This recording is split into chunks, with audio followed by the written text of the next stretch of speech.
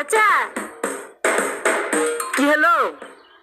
চাচা, আমি একটা ছেলেকে বিয়ে করব, আপনি সাক্ষী দিবেন? ইয়া তুমি কি বলছো? পালিয়ে বিয়ে করছো নাকি? আরে না না চাচা, আমরা দুজনকে ভালোবাসি, বাড়িতে মানবে না তো, তাই বিয়ে করে বাড়ি যাব। ও আচ্ছা, ছেলে কোথায়? হ্যাঁ, ওই দেখুন ওইখানে আছে। চলো তাহলে। শোনো মা, আমায় কিন্তু মিষ্টি খাওয়াতে হবে। ঠিক আছে ঠিক আছে, আপনি যা খাবেন তাই খাওয়াবো। হুম।